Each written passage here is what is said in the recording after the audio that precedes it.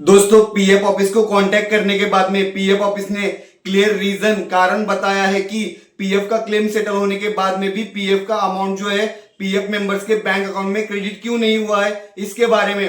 तो दोस्तों जब पीएफ मेंबर्स मेंबरों के पोर्टल में लॉगिन करके अपना ट्रैक क्लेम स्टेटस में जाकर अपना पीएफ का क्लेम का स्टेटस चेक कर रहे हैं तो उनका क्लेम का status the claim has been finally approved बता रहा है, मतलब क्लेम सेटल हो चुका है मेंबरों के पोर्टल पर। और जब पीएफ मेंबर्स अपने पीएफ के पासबुक के अकाउंट में लॉगिन करके वहां पे अपना क्लेम का स्टेटस चेक कर रहे हैं तो वहां पे भी जो है क्लेम सेटल हो चुका है और पीएफ के पासबुक में से भी अमाउंट डिडक्ट हो चुका है। 4 से 5 दिन हो चुके हैं या फिर 8 से 10 दिन हो चुके हैं।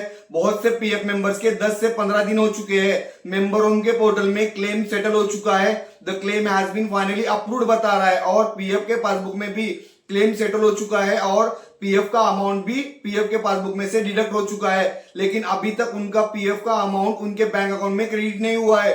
तो ईपीएफओ को ग्रीवेंस कंप्लेंट करने के बाद में कांटेक्ट करने के बाद में ईपीएफओ के तरफ से रिप्लाई आया है कि dear member, due to the ongoing software upgradation and associated data migration activities at EPFO, a technical issue has affected the credit of claim amounts in certain cases.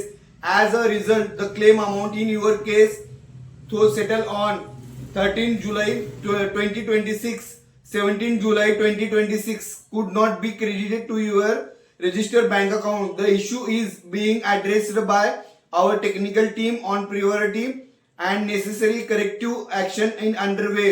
We sincerely regret the convenience caused and appreciate your patience.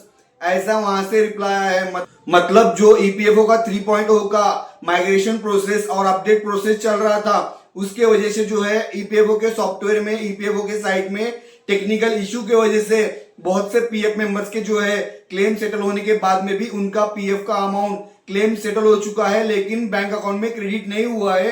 ये जो है EPFO के 3.0 के जो नया software नया website का update आया है उसमें टेक्निकल इशू है।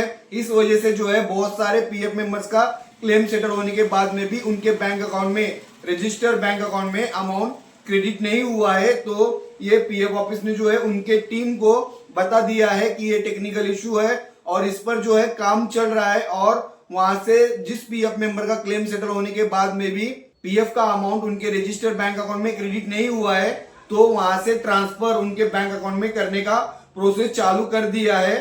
तो पीएफ ऑफिस की तरफ से बताया जा रहा है कि we sincerely regret the inconvenience caused and appreciate your patience. तो पीएफ ऑफिस की तरफ से जो ये ईपीएफओ 3.0 का जो प्रॉब्लम हुआ है, सॉफ्टवेयर का टेक्निकल इशू हुआ है, जो वेबसाइट का टेक्निकल इशू हुआ है, तो इस पर अभी जो पीएफ ऑफिस वाले काम कर रहे हैं, पीएफ ऑफिस की टीम काम कर रही है और पीएफ मेंबर्स का जो पेशेंस है, सब्र है, उसके ऊपर वो अप्रिशिएट करते हैं पीएफ ऑफिस वाले। और जिन पीएफ मेंबर्स का क्लेम ऑलरेडी सेटल हो चुका है लेकिन पीएफ का अमाउंट उनके बैंक अकाउंट में नहीं आया है तो उसके ऊपर अभी जो है पीएफ ऑफिस का काम चल रहा है और जल्द ही उनके रजिस्टर्ड बैंक अकाउंट में जो है पीएफ मेंबर्स का अमाउंट क्रेडिट कर दिया जाएगा, ऐसा पीएफ ऑफिस की तरफ से बताया जा रहा है। तो जल्द ही आपका भी पीएफ का अमाउंट जो है आपका क्लेम सेटल हो चुका है तो आपके रजिस्टर्ड बैंक अकाउंट में क्रेडिट हो जाएगा, ऐसा पीएफ ऑफिस ने बताया है। और इस प्रॉब्लम के ऊपर पीएफ ऑफिस की टीम जो है काम कर रही है, जल्द ही आपका भी अमाउंट आपके बैंक अकाउंट में क्रेडिट हो जाएगा, ऐसा पीएफ के ऑफिस की तरफ से रिप्लाई आया है। तो आप अगर आपका भी अमाउंट क्रेडिट नहीं हुआ है तो जल्द ही आपका भी अमाउंट क्रेडिट हो जाएगा। तो दोस्तों अगर आपको ये जानकारी अच्छी लगी तो लाइक कीजिए इस वीडियो को। अगर आपने अभी तक हमारे चैनल को सब्सक्राइब नहीं किया है तो सब्सक्राइब कीजिए। अगर आपको और कोई एरर आता है, प्रॉब्लम आता है तो आप मुझे कमेंट करके बता सकते हैं, मैं आपको उसके ऊपर सोल्यूशन बता दूंगा। धन्यवाद दोस्तों।